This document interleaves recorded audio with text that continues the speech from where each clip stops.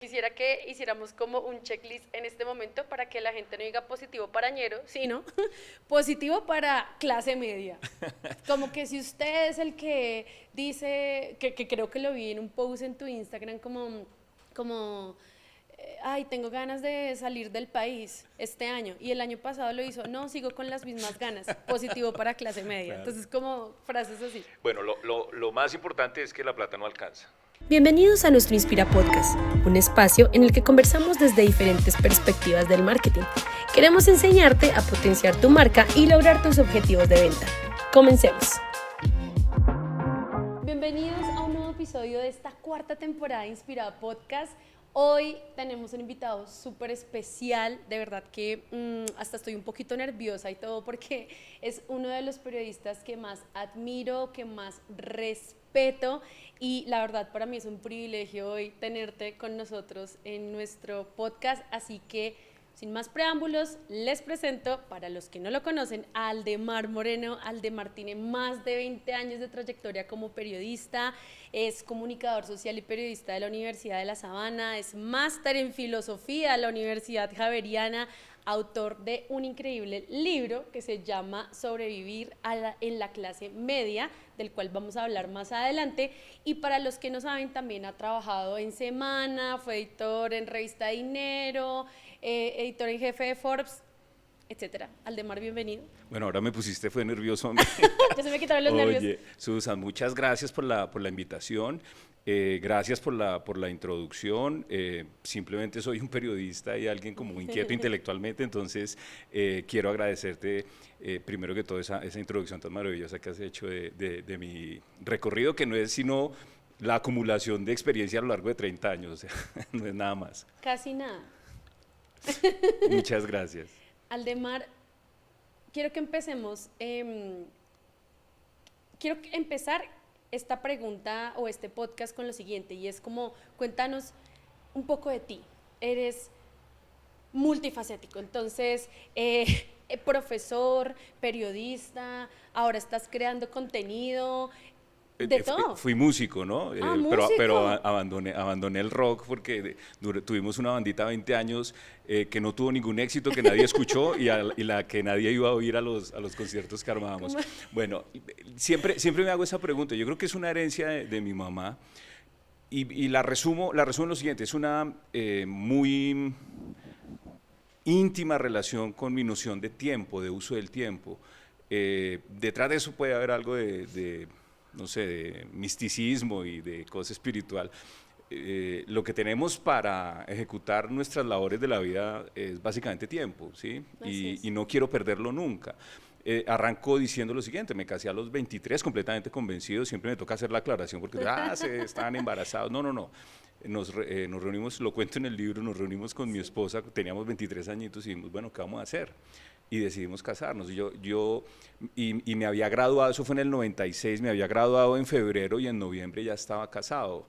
De alguna manera lo que demuestra es que tengo una noción de tiempo y de uso del tiempo muy arraigada, ¿sí? No quiero perder tiempo, inclusive prefiero perder plata a perder tiempo, es una de las reflexiones del libro. Y eso que me ha permitido, me casé joven, 23, que ha sido mi proyecto central realmente, mi matrimonio. Hoy vivo solo con mi esposa, porque mis hijas ya, pues, esa es una de las ventajas de haberme casado joven, fui padre a los 25, y hace 2 años ellas se independizaron, una ya tiene la carrera terminada, es comunicadora de La Sabana, y la otra está estudiando Administración de Producción y Logística en el Rosario y debiera terminar este año.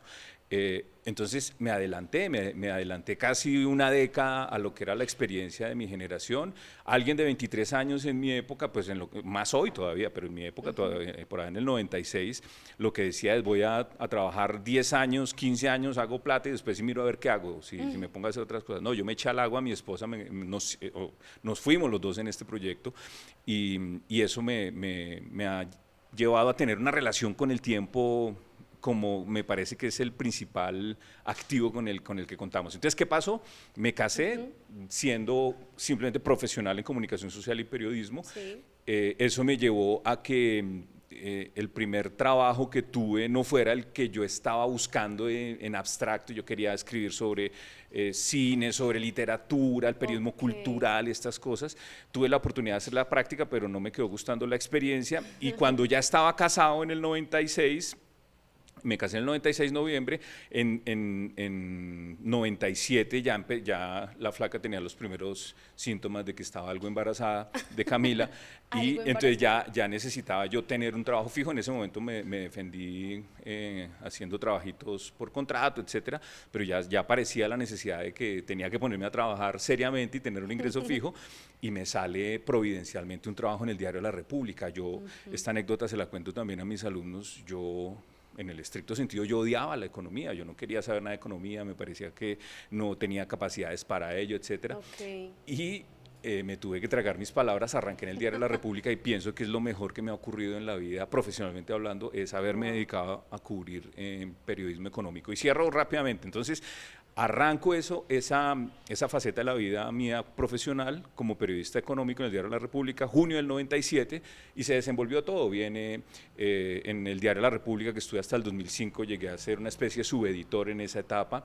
Luego pasé a Semana, donde conocí el periodismo de profundidad, el periodismo más reposado, etcétera, una experiencia maravillosa.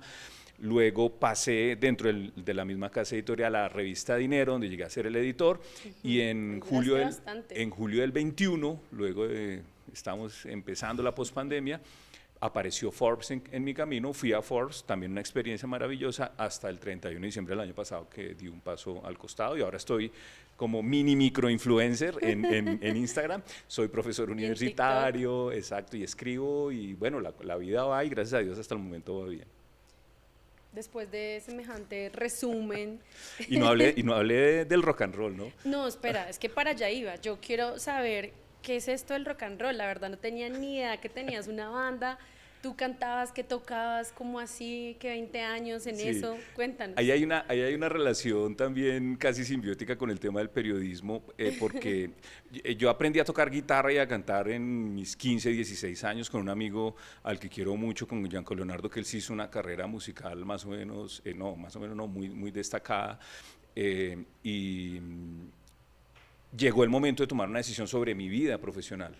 Yo medio entendí cómo funcionaba una vida en la música, la tuve dentro de las posibilidades, y en ese momento me dije a mí, no, yo no puedo desenvolverme musicalmente, no me veo musicalmente por distintas razones, inclusive podría ser hasta por el tema del talento, diría, no creía en mi talento. ¿Pero a lo tú mejor. cantabas? Sí, ya te cuento en qué terminó la cosa. Saber. En ese momento que yo no había tomado la decisión de a qué dedicarme profesionalmente, ¿sí? Eso fue año 89, que me gradué del bachillerato 90, tuve una conversación con mi hermano, el mayor, y él me dijo, yo le dije, no sé qué hacer, quisiera estudiar música, pero no me suena, yo no veo futuro ahí, por el mercado, no sé si por mi talento, no.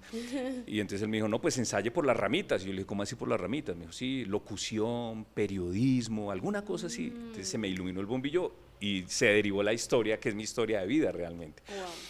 Pero entonces yo siempre quedé con la inquietud de la música, y yo tocaba guitarra, y eso en mi época era Silvio, gracias a Dios ya lo abandoné.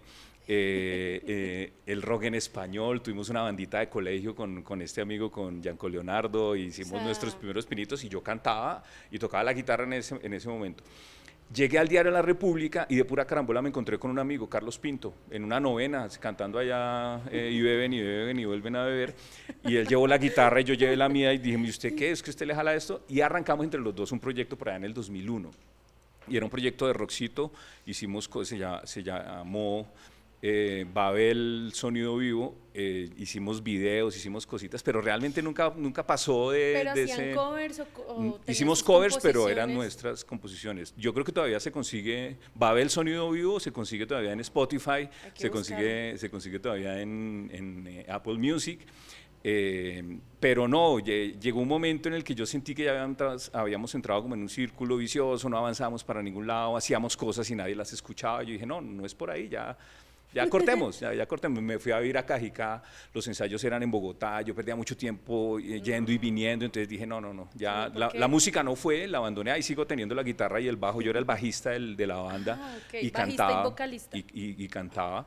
pero creo que no había, realmente pasé muy buenos momentos haciendo conciertos y cosas y tuvimos ahí un circuito Se iban interesante. a gastrobares y eso. Sí, sí, sí. Y estuvimos en algunos festivalitos pequeños y eso, pero no pasamos de ahí. Realmente eso en algún momento me llegó a frustrar y por eso tomé la decisión, no, ya no más con esto no dio para más. No Duramos dio. 20 años dándole y pedaleando la cosa. Pero fue bastante. Sí, pero justamente ese es el balance que yo hice como para tomar la decisión. Bueno, ya fue suficiente, no dimos para más, sigamos, ahora vamos con Instagram y TikTok. hacer mini microinfluencer, que es mi categoría en este momento. Pero con gran potencial de crecimiento, yo estoy segura, tienen que ir a verlo. Ya ahorita hablamos de eso. Retomando entonces, después de hablar de tu época rock and rollera, además que me encanta porque a mí me encanta el rock en español, o sea, me encanta. Se viene Caifanes, ¿no? Paréntesis. Sí, sí. Siguiendo con este tema, bueno, primero te quiero contar algo que me pasó y saber tu perspectiva. Resulta que, bueno, yo estudié también comunicación social y periodismo en la Universidad Central. Entonces, cuando yo estaba en primer semestre, como en el 2005, por allá, recuerdo mucho que las 2 primeras semanas de clase, los profesores siempre nos decían como, vengan, están a tiempo, sálganse, cambien de carrera, salen demasiados egresados y no consiguen trabajo, el periodismo en Colombia es malo, ¿no? Entonces yo me acuerdo que uno era como, no, pues qué moral, o sea, entra uno con su ilusión de ser periodista y un montón de cosas más, pero pues efectivamente con el pasar de los años, por lo menos de pues, la generación con la que me gradué, la gran mayoría realmente no ejercen el periodismo y eso pues que nos graduamos en 2010, ya han pasado muchos años y seguramente han surgido nuevas generaciones de comunicadores y demás. ¿Crees que el periodismo está sobrevalorado? Bueno, voy a hacerte un recorrido largo también, Sí. arranco con una anécdota para que, Sí. para que al menos te sientas acompañada en esa decisión. Por favor. Estamos yo arranqué a estudiar en el segundo semestre del 90, entonces esto habrá sido por ahí en el 92, 91 inclusive. Estábamos con un colega, un gran amigo mío de Ipiales, Jorge Paredes, que él estuvo trabajando con Carlos Antonio Vélez y se hizo a un lado y con la esposa se montaron ya otro negocio con temas de salud y eso y se dedicó exclusivamente a eso, Sí, sí. muy probablemente agobiado por el ritmo, porque sí es agotador estar Sí. en una sala de redacción, pero estábamos los dos en la cafetería de la Universidad de La Sabana, allá en el Puente del Común. Hablando carreta, que tengo una gran amistad con él, a pesar de que en los últimos años no nos hemos hablado. Y estamos así charlando cuando llegan 2 muchachas como de 8º, 9º semestre y casi que nos golpearon en la mesa y dijeron, sálganse de esta mierda. Y nosotros quedamos así, pero ¿cómo así? ¿Y esto por qué? Que no sé qué les habrá pasado en la vida a esas 2 pobres muchachas, No sé. pero eran estudiantes de comunicación y nosotros quedamos choqueados. Bueno, no le hicimos caso, sin lugar a dudas, aquí estoy echando el cuento. Y entonces echemos el cuento del periodismo. Lo primero que hay que decir es que el periodismo es olvidémonos de los profesionales en sí, perdón por el nivel de abstracción al que voy a llegar, pues porque lo que importa es la gente, pero el discurso periodístico como tal es absolutamente necesario para las sociedades. Eso no quiere decir que no sea problemática hoy la situación para el discurso periodístico. ¿Qué es el discurso periodístico? Unos enunciados que surgen de una intención de alguien en un contexto determinado de dar la mejor versión en cuanto a la más cercana a lo que está pasando en el mundo. Yo, con excepción de, no sé, los científicos o algo así, esa intención solo se da en las salas de redacción y es lo que nos nutre de una versión de lo que está pasando en el mundo y eso es completamente necesario, porque si no quedamos en manos de los terraplanistas, es que lo llaman, y de la gente del chip de Bill Gates en las vacunas y quedamos en manos de, no sé, de otra gente echando unos cuentos y hoy esa amenaza es real en los contextos digitales, con la inteligencia artificial. Entonces, el discurso periodístico es absolutamente necesario para las sociedades. ¿Sí? Más allá de todos los errores que podamos cometer, como hay errores en todas las áreas del conocimiento y en todos los seres humanos, pero que haya un contexto en el que alguien diga, voy a ir al Congreso de la República porque quiero saber qué está pasando con la reforma a la salud, objetivamente hablando, y voy a hablar con unos y voy a hablar con otros, esa actitud es completamente necesaria para la humanidad. Y entro entonces al análisis crítico, y es lo que más está amenazado hoy. ¿Sí? Está amenazado uno, pues porque tenemos fake news como locos. Ese no es el principal problema. En general, los contextos digitales lo plantean como problemática, pero tenemos también unos contextos en los que se privilegia la opinión. Está bien que todo el mundo opine y todo eso, pero ayer estaba pensando justamente que estos son tiempos en los que cualquier persona puede decir lo que quiera y tiene tanta validez. Hay una canción, un tango, que le hizo una versión Joan Manuel Serrat, siglo XX Cambalache, problemático y febril, y allí se dice que es lo mismo un gran profesor que cualquier estúpido diciendo cualquier cosa. Yo creo que estamos viviendo todavía unos tiempos así, agravados por la digitalización. Y el tercer elemento clave es que el modelo de negocio colapsó, y eso nadie habla, y los periodistas somos los menos capacitados para hablar de modelo de negocio. Yo he procurado capacitarme para hablar de modelos de negocio, pero el modelo de negocio colapsó. ¿Y eso qué implica? Menos gente en las salas de redacción, salarios más bajos, etc. Entonces ahí hay una problemática. Pensando con el deseo, yo creo que eso va a dar marcha atrás en algún momento, porque las sociedades se van a dar cuenta de que necesitan un validador. ¿Cómo se va a financiar el validador en un futuro próximo? No lo sé. No sé si va a seguir siendo publicidad, no sé si va a seguir siendo suscripciones, que lo dudo. Habrá alguna forma, pero que necesitamos un discurso del tipo que yo elaboro, del que los comunicadores y los periodistas elaboramos en una sala de redacción. Si eso se pierde para la humanidad, va a ser gravísimo, y si eso va a quedar en manos de ChatGPT o de, no sé, Perplexity, todos estos motores de inteligencia artificial, pues estamos fregados. Entonces, no, yo creo que hay que seguir haciendo una apuesta por el periodismo, a pesar de los enormes interrogantes y de los enormes desafíos que tenemos, fundados básicamente, yo creo que la principal, en el modelo de negocio, que no sabemos cómo se va a financiar la acción periodística como tal en el futuro próximo. Ya hay casos exitosos, ¿no? Sobre todo Sí. en modelos alternativos que se financian con Bakis, con crowdfunding, que se financian con cooperación internacional, ¿sí? Haciendo proyectos, etcétera, y yo creo que por ahí está la cosa. Hablábamos antes del caso de Rafael Poveda, por ejemplo. Me parece que hay un caso de éxito maravilloso que hay que mirar. Estamos hablando de La Silla Vacía, estamos hablando de la gente de Vorágine, de Casa Macondo, que ya es gente que asumió un estilo de vida y logra sacar buenos medios de comunicación periodísticos y los logra financiar. Yo lo sé, he hablado con varios de ellos, que cuesta mucho trabajo, pero lo están logrando. Ok. Justamente yo quería preguntarte, ahora que mencionas todo este tema de la inteligencia artificial y bueno, esto que cada vez crece más, ¿cómo es esa relación entre la inteligencia artificial y el periodismo? ¿Aporta, no aporta? ¿Hasta dónde se va a necesitar a los periodistas, si sigue creciendo la inteligencia artificial? ¿Cuál es tu perspectiva de ese asunto?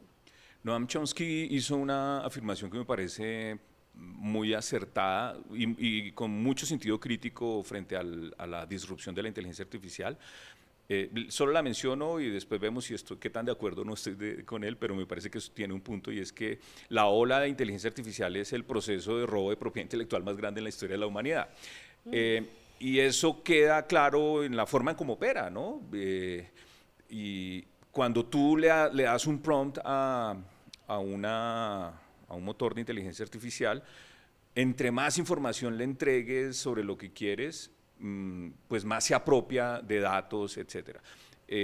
Cuando estuve en Forbes hicimos una charla sobre inteligencia artificial, y uno de los gomosos de eso que asistió explicó un problema que se les empezó a presentar, que puede ser técnicamente resuelto, pero que muestra por dónde va el agua al molino en temas de inteligencia artificial. Y él decía, era una empresa de programación, y entonces, claro, la inteligencia artificial les estaba ayudando mucho a resolver problemas de programación rápidamente, pero ellos empezaron a advertir que en algún momento ya era la inteligencia artificial apropiándose de todos los prompts y de toda la información que yo les estaba dando, que era la única forma para que les votara. Y la pregunta es, bueno, ¿y toda esa información que está capturando la inteligencia artificial, para dónde coge? ¿Quién la administra? ¿Qué analytics hay respecto a eso? Eso es un interrogante enorme, que se puede llegar a resolver, claro, por la vía de la regulación, etcétera. Yo creo que es posible por ahí. Ahora sí voy con el caso del periodismo.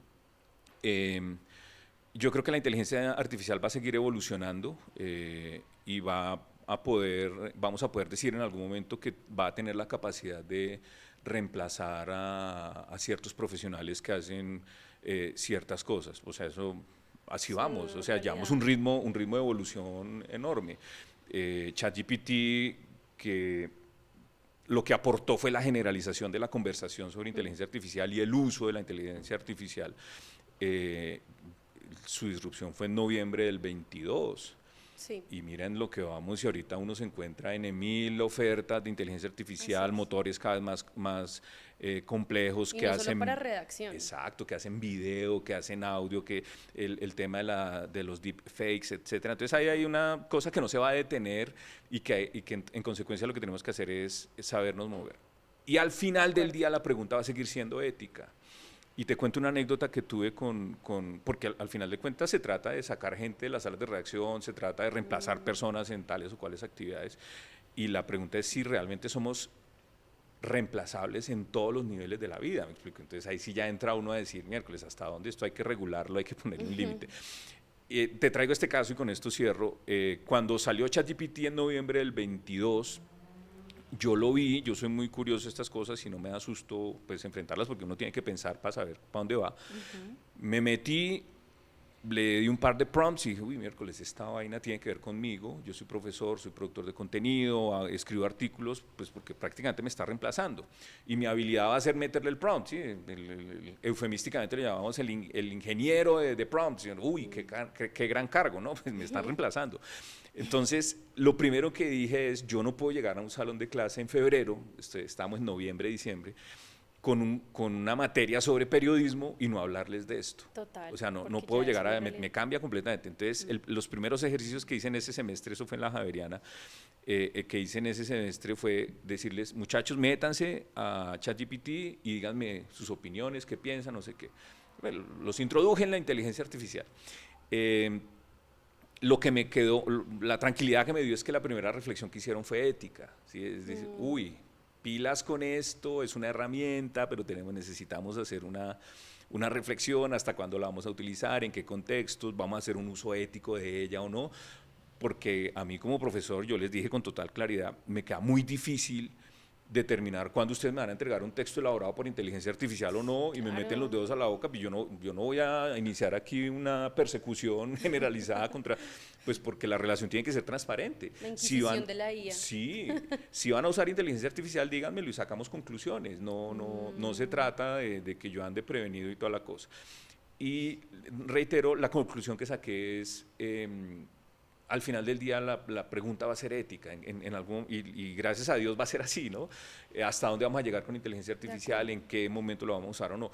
Una pregunta, vamos a dejar uno de los principales canales de producción de contenido veraz y verificable en manos de la inteligencia artificial, por ejemplo.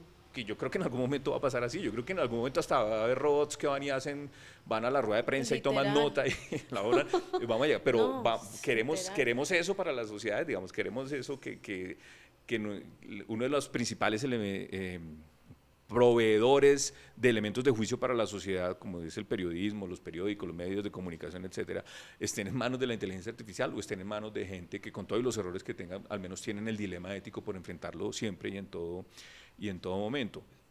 Yo creo que esa es la tabla de salvación, y es que paralelo a que va el avance, vayamos teniendo discusiones éticas. En Europa ya lo están haciendo, en Europa ya están planteando prohibiciones, aunque no necesariamente sobre inteligencia artificial, pero en Florida ya le pusieron coto al tema de las redes sociales. O sea, si hay una reflexión como sociedad de hasta dónde vamos con esto, que yo abrazo todos los avances tecnológicos que haya, pero queda en el fondo la reflexión ética, y esa reflexión ética sí nos corresponde a nosotros. Claro. ¿Hasta dónde voy yo? Eso es Kant, ¿sí?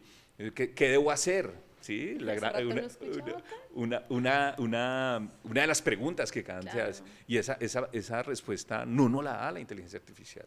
¿Sí? Entonces, no importa si estamos en un mundo donde ya las enfermedades se han erradicado gracias a la inteligencia artificial, porque con la base de datos que hay acerca del cáncer, erradicamos el cáncer, etcétera, cosas muy positivas. No importa si la inteligencia artificial se ha metido en muchos espectros de nuestra vida, no va a lograr meterse en el dilema ético, que es lo que le corresponde al ser humano, por definición, es lo que lo define.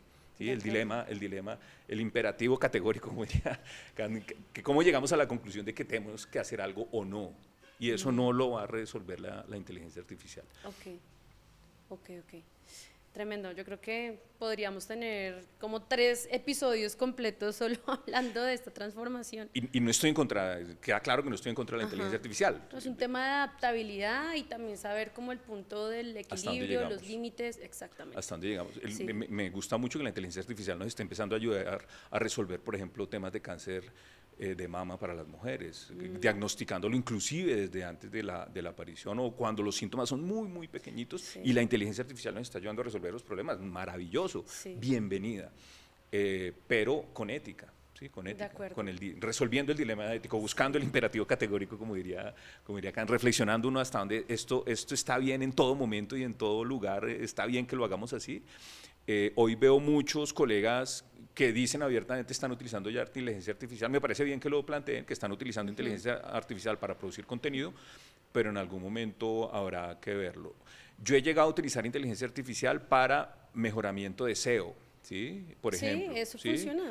Es muy bueno palabras claves, tags, etcétera, y de pronto le puede ayudar a uno ahí en eso. Para búsquedas como más rápidas que quizás como que te optimiza el tiempo. Sí. Sí, básicamente es para eso. Ok, para cerrar esta parte del periodismo, dame 3 palabras o escoge 3 palabras con las cuales tú puedes definir el periodismo actual. ¿Qué 3 palabras escogerías?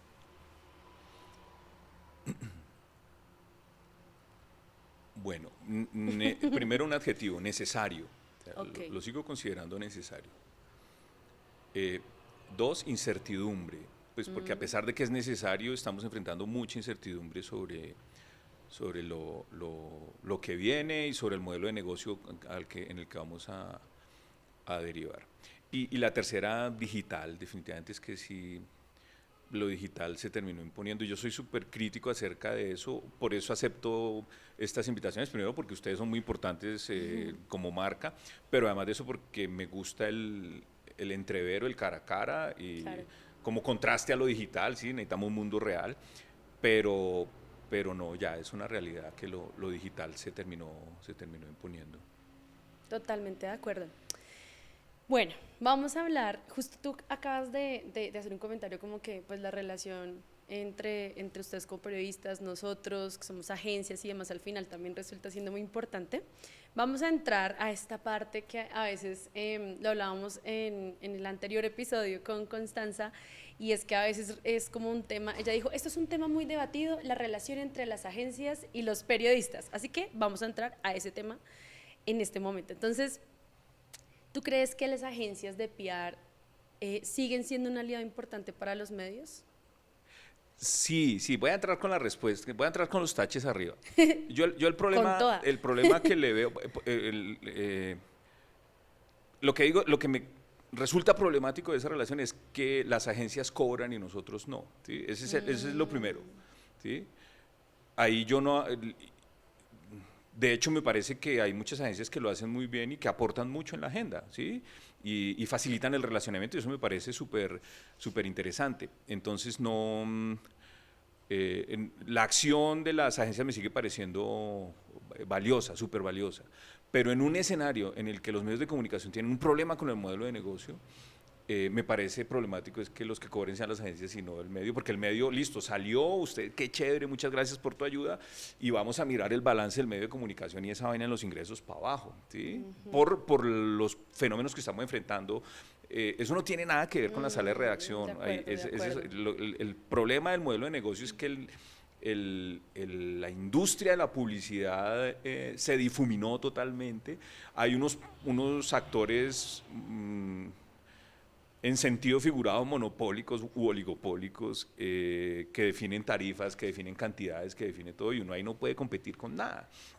Compite con eventos, sí, pero un evento implica más, etcétera, etcétera. Entonces, nuevamente, para redondear la idea, lo más problemático me parece es que en ese tándem tan interesante, que yo sí creo que ayudan ustedes mucho, el que se lleve los recursos de la factura sea la agencia y no el medio de comunicación. Pero entonces uno, ¿cómo resuelve eso? ¿Cómo se resuelve ese problema? Yo creo que es insoluble, porque no está en que yo como periodista, entonces dame una parte y yo te ayudo, pues porque ahí entra el dilema ético, etcétera, el dilema ético, de la plata. Es que es un entrevero en el que estamos tratando de resolver el futuro de los medios de comunicación.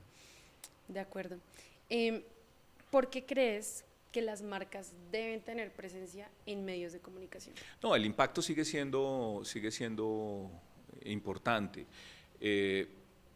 Prueba de que el asunto no está, el bollo no está en la sala de redacción, es que la mayor parte de los medios en general hoy tienen audiencias cuantitativamente superiores. Si tú dices, ¿cuál era el argumento de venta hace 30 años de los medios importantes en Colombia? No, yo imprimo 1 millón de ejemplares y ese 1 millón de ejemplares lo leen 4 personas, entonces tengo un alcance de 4 millones de personas, ¿sí? Ese era el cuentazo, ¿sí? Pues hoy tú en un sitio web tienes 10, 15, 20 millones de usuarios únicos, o sea, el alcance está allí y ahí hay que seguir estando, ¿sí? Las marcas tienen que seguir estando allí si quieren seguir apareciendo y es súper efectivo, inclusive en los medios de nicho. Yo he trabajado básicamente en medios de nicho y uno sacaba cualquier cosa y a la gente que era le llegaba y se sentía satisfecha con lo que veía acerca de una marca o alguna cosa así, y yo me acuerdo que inclusive en los medios de más de nicho yo sacaba algunas cosas y llamaba a la gente de las agencias, la gente le, oye, muchas gracias, salió muy bien, nos han hablado muchísimo, entonces sigue teniendo impacto, claro que tienen que seguir estando allí, pero vuelvo al rollo, y es que los medios no estamos facturando eso, y volvemos al bollo. Entonces, ¿qué es lo que hay que facturar? ¿Cómo hace un medio de comunicación para facturar bien? Lo veíamos ahorita en la entrada, ya empezaron a salir los balances de todos los medios de comunicación, solo hay uno que se está destacando, el resto todo el mundo va para abajo.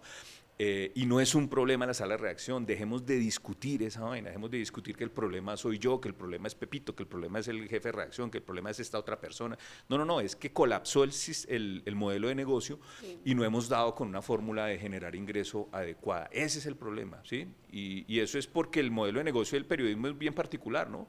El modelo de negocio es como una panadería a donde uno llega como usuario, pide el mejor croissant, pide un buen capuchino, el juguito, no sé qué, y se va. Y nadie le dice, oiga, venga, pague. ¿No? ¿Quién viene a pagar? El vecino, el anunciante, el de al lado. El anunciante. Pero el anunciante ya tiene Facebook, ya tiene Google, ya tiene Twitter, ya tiene los contextos digitales, otros sitios web, tiene una oferta infinita de posibilidades para ir a pautar, y los medios de comunicación para abajo. Entonces, yo te soy sincero, yo llevo pensando esta vaina hace 15 años, desde que empezó la disrupción digital, y ya lo dijiste tú en la introducción, me la paso pensando vainas y por eso me hice una maestría en filosofía y no he encontrado solución, no he encontrado, eso va a terminar siendo una cosa como el New York Times. El New York Times es un gran medio de comunicación, es el más importante, tiene 3 millones de suscriptores a noticias y a sus medios. Sí. Pero tiene otros 7 millones de suscriptores a la receta de cocina, al crucigrama, a Wirecutter, etcétera, a otras vainas. Eso va a ser un negocio misceláneo, me explico, y es lo que en Colombia nos ha costado más trabajo a los del mainstream, a los del old fashion, porque seguimos pensando que es que no, que el periodismo, que mi discurso, que no sé qué, no, la gente no paga por esa vaina. Que igual es importante, es lo básico. Pero lo puedes transmitir ya a través de otros formatos y nadie paga por eso, ¿me entiendes? Nadie me va a pagar a mí una suscripción para leerse todos los artículos que publiqué en todos los medios en donde he estado, como Netflix. ¿Sí? Además, va a hacer una maratón de los artículos de Aldemar sobre déficit en cuenta corriente, nadie es esa vaina, entonces bajémonos de ese bus. Toca eso. New York Times hoy es el ejemplo de mirar en Estados Unidos. En Estados Unidos, el Washington Post está en problemas, Los Angeles Times está en problemas, todo está, y el New York Times va de lujo. Pero es que ¿qué tiene el New York Times? La diversificación. La diversificación es una miscelánea. Y una tercera parte es periodismo puro y duro. Una tercera parte del negocio. El otro 70% que es otras vainas. Y eso es lo que toca hacer. Aquí algunos lo han entendido, sobre todo en los medios alternativos. Como siempre, ya saben, sonidos de ambulancia en este podcast. O sea, podcast que se respete, Inspira Podcast, sonido de ambulancia. Desde que no sea la policía.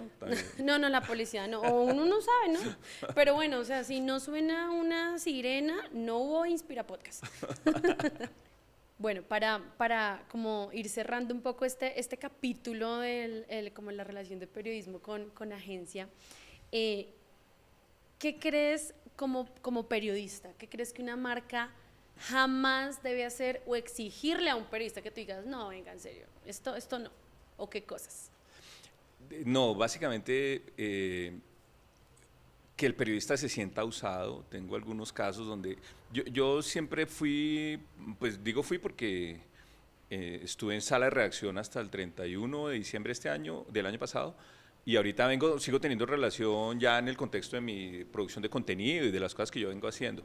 Pero mientras estuve en sala de redacción, siempre fui muy abierto a escuchar y además por una cosa, hay muchos exalumnos y exalumnas mías en agencia, entonces tengo mucha consideración por el trabajo que hacen, que reitero, me parece valiosísimo. Pero en algunos casos sí me timbré, yo dije, no, pues pila, yo sé que tienes que cumplir con una vaina. Una vez tuvimos un caso, estamos organizando un foro, le dijimos a alguien, ayúdanos con un speaker para nos ayudó, lo trajo, de un momento a otro, yo no me enteré, cambió el speaker por otra persona, y yo le pregunté al reportero, ¿y esto por qué me cambiaron el speaker? Y me dijo, no, pues es que a mí me dijo el de la agencia que había hablado contigo, que ahora no era este, sino este. Y le dije, no, espera un segundo. Entonces fui a hablar con la persona, y me dijo, no, es que, fue honesta conmigo, no, es que ayúdame porque necesito tal vaina. No, olvídate, o sea, no abusen porque yo estoy acá, me explico, yo no sé si soy importante o no,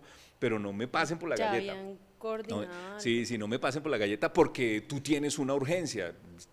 Cuéntamela y vemos qué hacemos, pero no te pases por encima de mi presencia en una sala de redacción aplicando un criterio o no, eso nunca hay que hacerlo. Yo sé que están teniendo muchos problemas y ahora le están disparando a todos en una misma sala de redacción por el mismo tema, y ahí entran en reversa. Uno llega y dice en un consejo de redacción, oiga, me están ofreciendo esta historia que me parece interesante de Pepito Pérez. Y todos a la vez, no, a mí también, a mí también, no. A mí también. Uno ya perdió el año porque Total. Entonces es mejor aceitar la relación con una persona bien, digamos, tener una buena relación con alguien y plantearle para que esa persona lleve la historia. Si están teniendo problemas con esa persona, pues ahí sí cambian de estrategia o algo así. Y tres, no, en el buen sentido, lo digo en buena onda, no nos traten como niños chiquitos, o sea, nosotros estamos en una sala de reacción y entendemos y sabemos cuando hay una crisis en una empresa, sabemos cuando hay preguntas que pueden incomodar y las hacemos porque es nuestro trabajo, y eso es imposible de administrar, ¿me entiendes? O sea, ahí sí hay una línea indivisible. Si un periodista le traen un personaje y resulta que encontró otra historia distinta a la que estaban pensando, inclusive negativa, por ahí nos fuimos, ¿me explico? Y no hay nada que hacer. Ese sí para mí es una línea roja, es decir, respetar la autonomía periodística hasta el final. Si ven que hay un periodista que les puede salir mal la jugada, pues entonces no lo contacten más bien. Sí, de acuerdo. Sí, pero no asuman que es que nos están haciendo un favor y que todo lo que ustedes digan tiene que ser lo que nosotros vamos a decir. En general yo pienso que las agencias lo entienden y lo hacen de buena forma. Si se presentan algunos casos pueden ser errores muy puntuales, etcétera.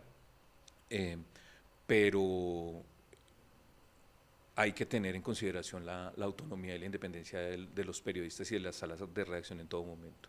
Ok, sí, estoy supremamente de acuerdo contigo. Muy de acuerdo. De hecho, acá sí tratamos de tener mucho cuidado con eso, porque es cierto, ¿no? ¿Para qué va a enviar el mismo contenido de prensa a toda la sala de redacción? O si yo tengo un contenido de tecnología, ¿para qué se lo voy a enviar al de, no sé? El de infraestructura. Al de infraestructura. Al de laboral, de salud. Exacto, nada que ver. Entonces, pues sí es algo con lo que nosotros, bueno, por lo menos desde acá sí tratamos de tener mucho cuidado, porque, uy, no, mal. Sí. Mal eso. Listo. Vamos a entrar, por supuesto que no podíamos avanzar en este podcast o terminar este podcast sin hablar de tu libro. Creo que este es el segundo libro que escribes, ¿o es el primero? Tengo 3 libros realmente. ¿Tienes 3 libros? Uno que autoedité se llama Moneda Sana, es una historia del Banco de la República que publiqué en 2011, yo mismo lo saqué una platica, pasé un tarjetazo para editarlo, porque es que a mí el Banco de la República me gusta mucho. Tuvo un relativo éxito en un cierto círculo, hasta cierto momento, en la Junta Directiva del Banco de la República, todo el mundo tuvo que ver con el libro, gracias a un codirector que había en ese momento, Gerardo Hernández, que le daba bombo siempre al librito. Era un libro pequeño. Esa fue mi primera experiencia. En pandemia estamos en un proyecto, lo que pasa es que no se ha desarrollado, yo escribí una novela para un proyecto transmedia que no ha avanzado, que no hemos concretado, pero el el borrador ahí está, el texto ya está listo, ya está terminado. De hecho, hay unas ediciones impresas. Ese está ahí en remojo porque es ficción pura y dura, es una novela. Y está Sobrevivir en la clase media, que fue una gran oportunidad que me abrió Planeta y su editor en no ficción, Diego Garzón, un amigo que conocí en Semana, y se dio la escritura de este libro, que realmente es una sorpresa muy grata para mí. Me ha traído muchísimas sorpresas.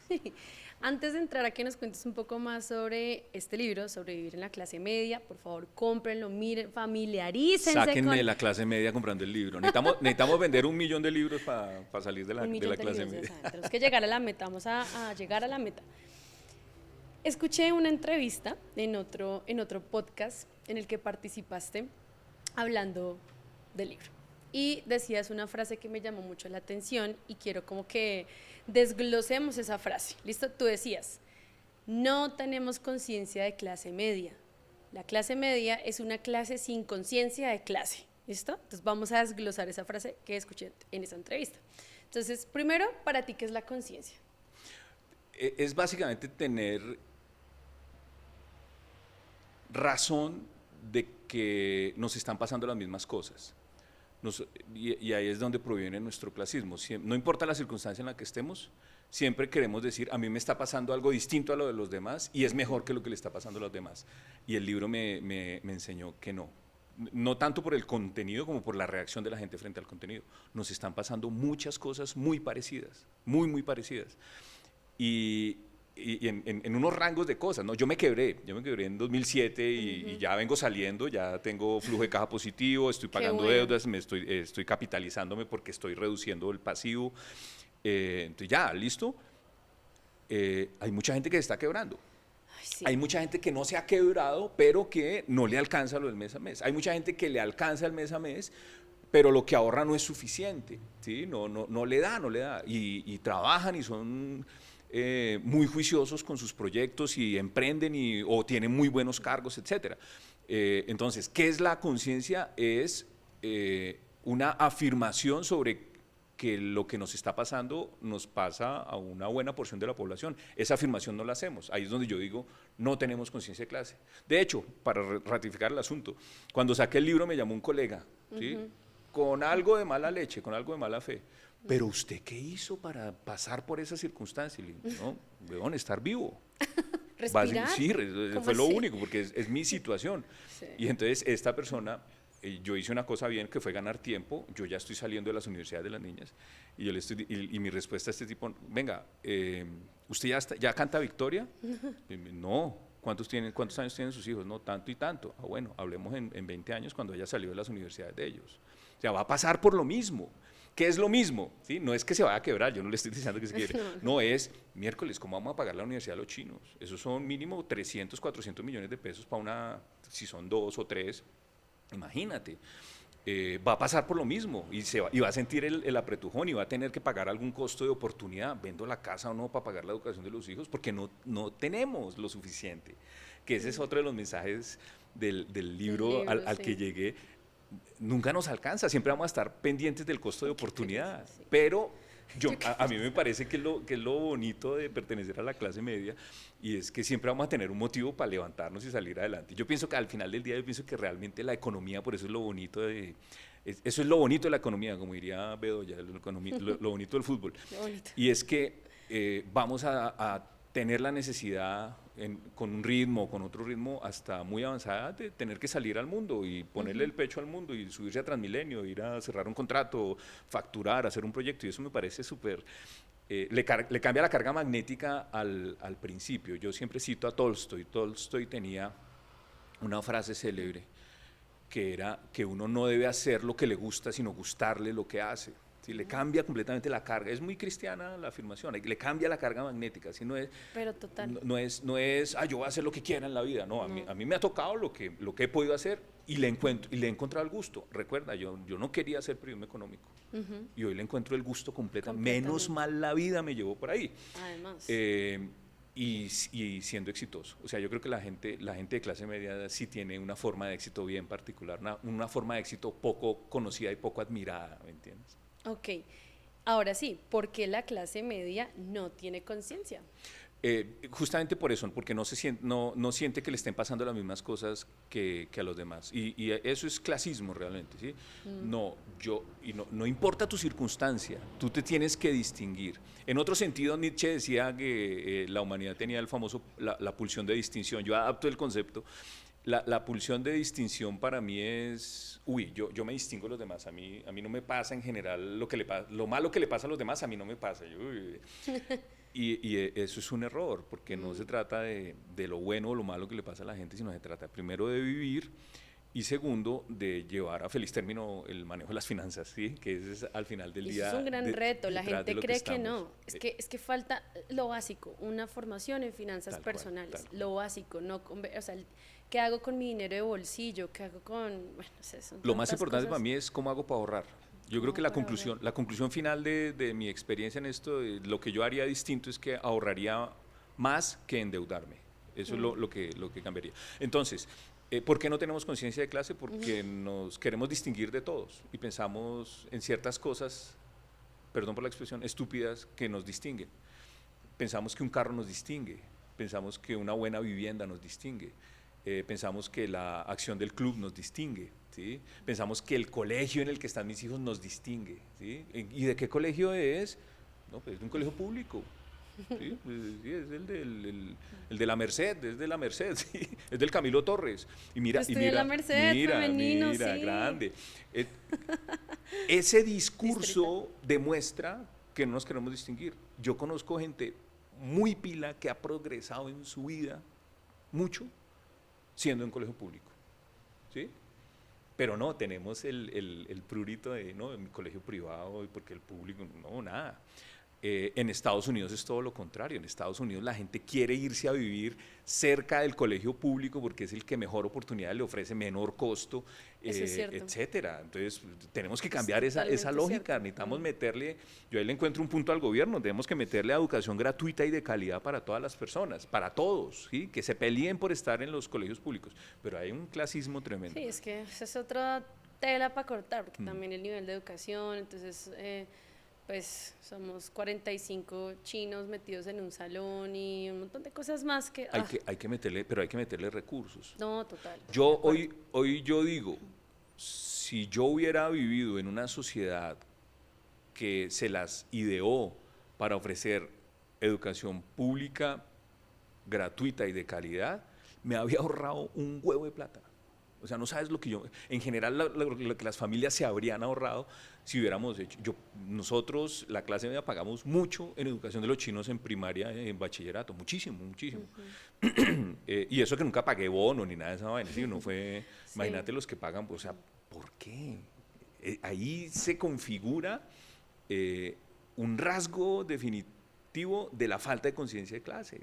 Sí, ¿no? sí. Facilitémonos la vida, votemos por candidatos que propongan educación gratuita, jornada única, más plata para la educación, mejores salarios para los...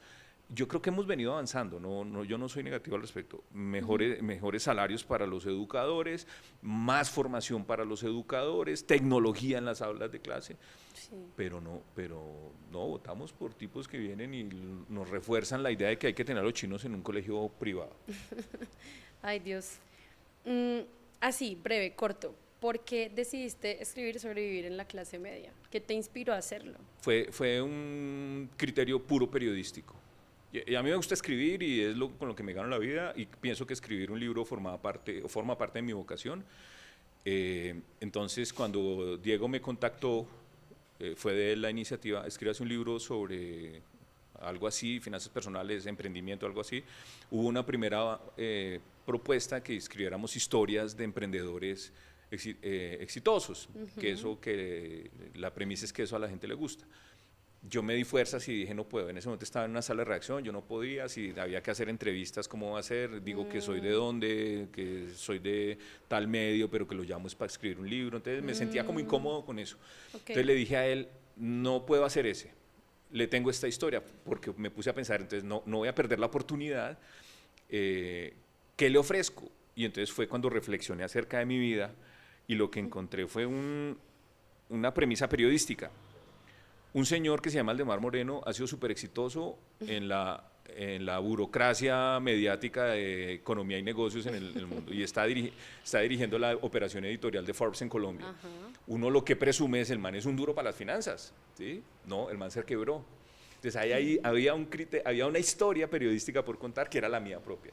Y arranqué en febrero del 23 y terminé en mayo del 23 mi propia historia. Uy, fue que rapidísimo. que es mi biografía. Sí, esa es otra de las características. Un poco obsesionado por el tema del uso del tiempo. Me siento y hago las vainas y hay que hacerlas porque no Sí. quiero perder tiempo, no quiero llevar ese cargo de conciencia. Entonces, en mayo ya había texto, se lo mandé a Diego, me eché la bendición y me llamó a los 15 días, me dijo, hermano, ese texto está fantástico, está espectacular y bueno, quedé más feliz yo que el diablo con la reacción. Y ha venido teniendo un muy buen resultado. Ok, si pudiésemos hacer un checklist, hagamos un checklist, no sé si tú alguna vez has visto a este creador de contenido que se llama Stewart G. No, bueno, Bueno, sí, no te imagino viéndolo. ¿qué hace? Pero él se hizo famoso porque crea contenido como el Toxitour y habla como ñero y se viste. Entonces él dice como, si usted usa chaqueta grande de los Looney Tunes, si usted usa chaqueta de jean con cuello ovejero, si usted hace esto, positivo para ñero. Es buenísimo y hace otra cosa que es el Toxitour. Entonces el Toxitour es literal que se va, bueno, vine aquí al centro a comer pelanga, no sé qué, o sea, comida rápida en la Toxitour, o sea, creo que el nombre se explica solo. Entonces, no por copiarnos de Stewart G, claramente, pero quisiera que hiciéramos como un checklist en este momento para que la gente no diga positivo para ñero, sino positivo para clase media. Como que si usted es el que dice, que creo que lo vi en un post en tu Instagram, como ay, tengo ganas de salir del país este año, y el año pasado lo hizo, no, sigo con las mismas ganas, positivo para clase media. Claro. Entonces, como frases así. Bueno, lo más importante es que la plata no alcanza. Ok. Y eso, es decir, y eso técnicamente se define, tenemos un problema de flujo de caja permanente, ¿sí? La plata no alcanza, porque gastamos más de lo que nos ingresa, de manera reiterada, porque somos aspiracionales, queremos, sí, lo que te digo, queremos tener el carro, queremos viajar, y no alcanza, entonces, segundo, como refuerzo de eso, tarjetazo fijo, ¿sí? Que le preguntan a uno que a cuántas cuotas y uno dice a 2 y le dicen a 2 cuotas, no, a 2 años. Esa es la Ok. típica. Otro rasgo fundamental, no ahorramos, no somos juiciosos ahorrando. Todo ello se puede cambiar, ¿no? Y es un poco el mensaje del libro y es hacia donde yo quiero llegar, y es tenemos que cambiar la carga magnética de nuestras finanzas porque nos sale muy costoso. 3, le tienen pavor a las bases de datos, al famosísimo data crédito. Es increíble que una cosa que es positiva en otras culturas para nosotros sea el coco. Yo le tenía miedo. Yo ya a mí me conocían en todas y eso estuve registrado en todas, pero salí gracias ahí lo cuento en el libro, salí gracias a la ley la ley de borrón y cuenta nueva. Ah, Había que claro. ponerse al día. O sea, hice un esfuerzo enorme año 2022, duro. 31 de diciembre para salir de todo ese culebrerío. Y la logré y hoy estoy en las bases de datos, estoy bien. No le voy a recibir un crédito más a ninguna entidad financiera. O sea, Lo tú que aspiro... cuando llegas a mercar y llegan a ofrecerte una tarjeta de crédito, tú, Nada. Adiós. Tengo una que cada vez tengo menos deuda. Y eventualmente la utilizaría si tengo que hacer algún pago por internet o alguna cosa así, pero a una cuota y la pago, o sea, hago la transacción y a mí uno la Sí, eso pagaría. es lo mejor, Hasta el una momento no lo he hecho. ¿qué otro? Ya lo dije, pero quiero reiterarlo, nos gusta mucho la deuda, nos gusta anticipar consumo, o sea, sufrimos de doping financiero, digo ahí en el libro. Positivo, entendemos lo importante que es apostar por educación.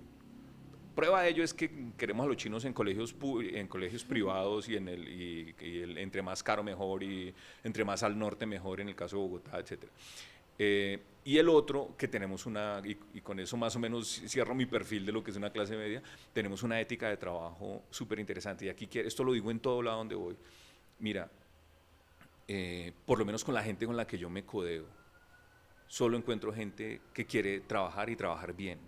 es mentira que los colombianos seamos una clase de vividores o de vagos o de buenas vidas. Puede haber casos, pero yo, mira, llevo 30 años en salas de redacción, llevo 20 en universidades, tengo familia, tengo conocidos, y yo de lo único que los escucho hablar es de moler, de trabajar. Tienen una ética de trabajo súper robusta, y entienden que hay que trabajar, y me parece que eso es un activo para nosotros y una cosa que tenemos que decirnos todos los días y recalcarlo. También estuve haciendo música y conocí gente, y yo lo que veía ayer era gente que quería hacer buenas cosas, produciendo, o sea, trabajamos, en serio. Yo nunca me he encontrado personas de las que uno diga, no, es que este man sí. Y si las hay, son la excepción a la regla, no son la regla. O sea, tenemos una ética de trabajo. Mira, aquí estamos. Tú tienes tu emprendimiento, estás progresando, estás trabajando desde las 6 de la mañana, etcétera, etcétera. O sea, en serio, quiero hacer mucho, en todo lado lo digo. Somos gente trabajadora, somos gente buena trabajadora. Sí, puede haber muchas dificultades, desafíos, gente que en algún momento enfrente alguna dificultad o algo así, pero en general tenemos una ética de trabajo increíble.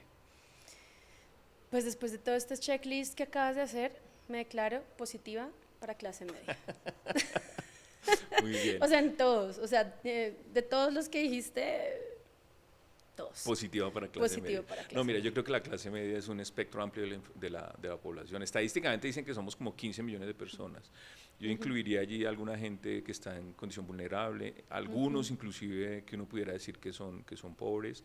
Conozco casos de gente que vive, por ejemplo, en Usme, pero que gracias a que le llegó infraestructura, por ejemplo el Transmilenio, se mejoró su condición de vida, le llevaron salud, tiene un hospital ahí cerca, etcétera, y están haciendo su esfuerzo para comprar su casa, pero ahí están haciendo su esfuerzo, trabajan y mueren en la informalidad, ¿sí? O sea, no tienen un contrato, pero se levantan todos los días a moler y están queriendo surgir y salir de esa situación.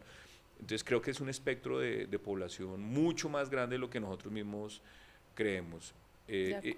Otra cosa, y es que somos clasistas, y somos clasistas colocando a toda la demás población en una situación distinta a la mía. Yo soy mejor que todos en general, y me parece que ese es un problema. Yo creo que ese clasismo es un problema que tenemos que resolver, porque somos de una misma clase. No importa si estás viviendo en una bis en Usme o, en mi caso, en un apartamentico aceptable en Cajicá, en un buen conjunto cerrado, disfrutando de una población completamente maravillosa como es Cajicá.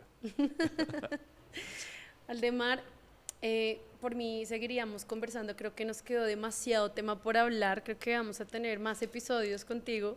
Qué gusto tenerte acá, pero no quiero cerrar sin que les cuentes a las personas que nos están escuchando o que nos están viendo cómo buscarte en redes sociales, porque es que Aldemar, pues como les dijo varias veces en este podcast, dice que es un microinfluenciador que está creciendo con gran potencial, como pueden escucharlo. Entonces cuéntales a los que nos están escuchando cómo te encuentran en redes. Muchas gracias. Mi cuenta central es Aldemar MQ en Instagram. También estoy en YouTube, ahí me buscan como Aldemar Moreno y ahí aparezco, y lo mismo en TikTok, como Aldemar Moreno.